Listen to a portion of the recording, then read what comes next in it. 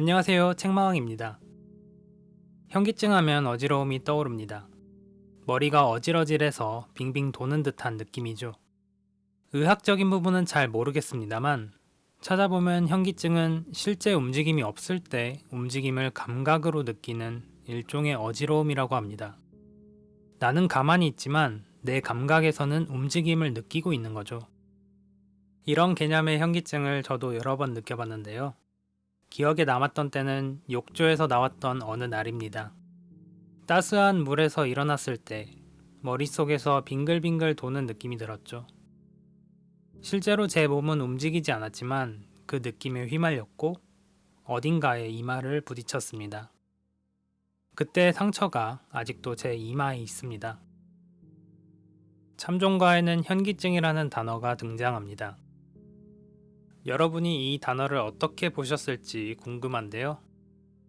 저는 책을 읽을 때는 현기증이라는 단어를 어렴풋이만 보고 지나갔습니다. 그런데 지난 키워드 편들과 캐릭터 편을 준비하면서 이 단어에 대한 제 생각을 꼭 공유하고 싶어졌습니다. 현기증은 테레자를 이해하는 데 있어서 열쇠가 되는 단어입니다. 현기증은 테레자에 대한 내용에서부터 등장했고요. 대부분 그녀와 관련된 곳에서 나옵니다. 테레자와 관련 없이 이 단어가 나오는 경우는 3부의 현기증 나는 프라하의 봄과 6부에서 스탈린의 아들인 야코프 이야기에서입니다. 오늘은 테레자에 대한 부분만 얘기해보고자 합니다. 현기증이 처음 등장하는 배경은 테레자의 꿈에서부터입니다. 꿈 자체도 중요하지만 그 이후의 내용인 2부 17장의 첫 문장을 볼 필요가 있습니다. 끊임없이 신분 상승을 원하는 자는 어느 날엔가 느낄 현기증을 감수해야만 한다.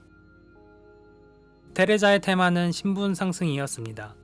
물질적이든 정신적이든 내적이든 외적이든 그녀는 성장, 발전을 하고 싶어 했죠. 16대 9 화면의 한계 때문에 수평하는 직선으로 바꿔보자면 테레자는 플러스 상태로 가고 싶었던 거죠.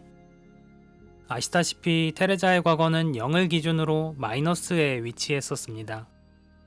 탈출하고 싶은 열악한 환경이었죠. 이런 그녀에 대해 쿤데라 씨는 위의 문장을 통해 그녀가 언젠가 현기증을 느낄 것이고 이를 감수해야 한다고 말합니다.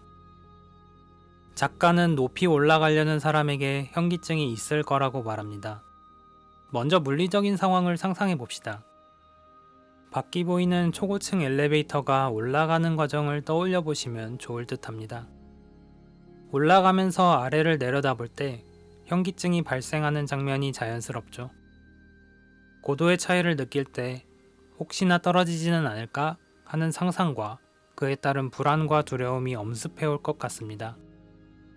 그런데 책 속의 현기증은 우리가 보통 받아들이는 의미와는 다릅니다. 현기증, 그것은 추락에 대한 두려움과는 다른 그 무엇이다. 현기증은 우리 발밑에서 우리를 유혹하고 홀리는 공허의 목소리, 나중에는 공포에 질린 나머지 아무리 자제해도 어쩔 수 없이 끌리는 추락에 대한 욕망이다. 책에서 말하는 높아지는 상태, 신분 상승은 물리적인 것보다 정신적 또는 심리적인 것에 가깝습니다. 물리적인 상황에서의 현기증은 혹시나 떨어지지는 않을까라는 추락에 대한 두려움입니다. 이런 의미라면 신분 상승을 위해 노력하던 테레자는 과거의 상태를 내려다볼 때 다시 저 상태로 돌아가면 어떡하지? 라는 두려움에 빠져 있었겠죠. 반면 정신적인 측면에서 신분 상승 추구에 따른 현기증의 정체는 추락에 대한 욕망입니다. 이것을 추락 욕구 또는 유혹하는 공허의 목소리라고 합니다. 물리와 심리라는 차이가 있긴 하지만 어떻게 현기증이 두려움이 아니라 욕구가 될까요? 어떻게 무언가 하지 않으려는 모양이 아니라 무언가 하려는 모양이 되는 걸까요? 직관적으로는 조금 의아하긴 하지만 살짝 더 들여다볼 필요가 있습니다.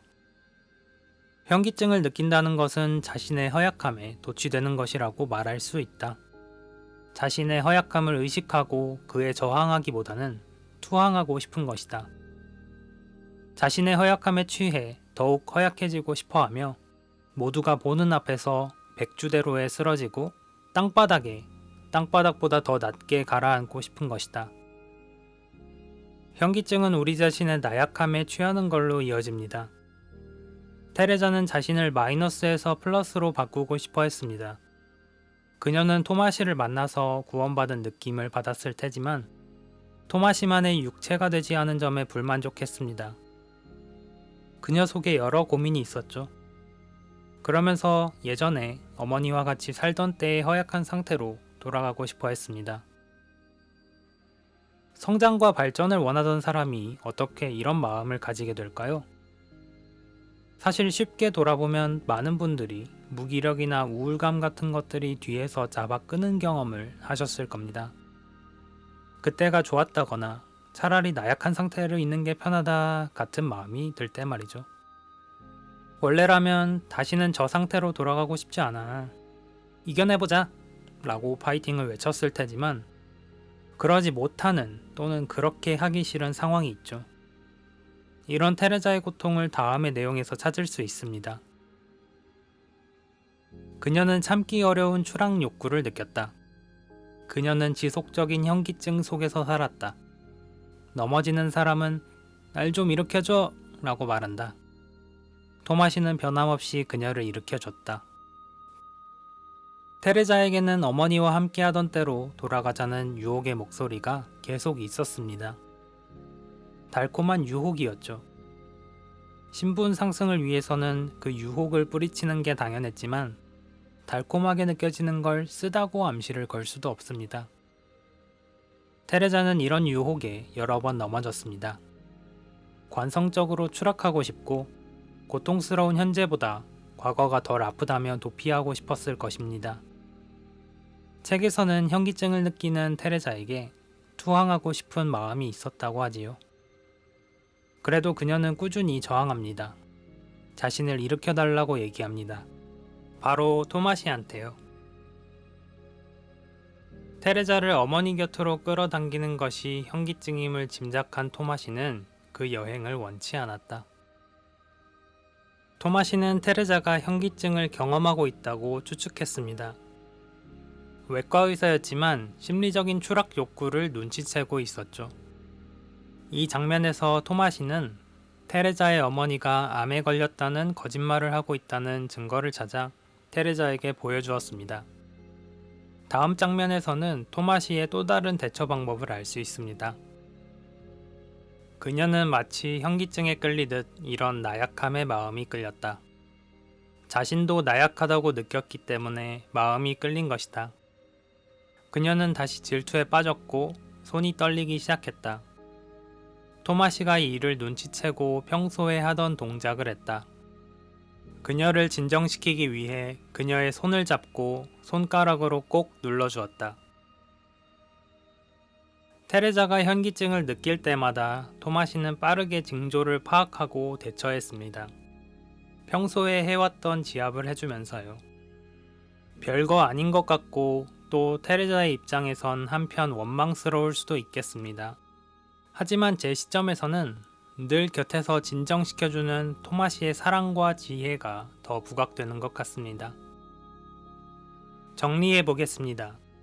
현기증은 우리 자신의 나약함에 침식되고자 하는 욕구입니다. 의아하긴 해도 개개인의 인생에서 늪과 같은 것이 분명 존재하죠. 현기증을 완전히 해결하는 방법은 없습니다만 그래도 여러분을 진정으로 사랑해주는 사람 또는 사람들과 함께하는 것이 도움이 되지 않을까 싶습니다. 8번째 키워드인 현기증 편을 시청해주셔서 감사합니다.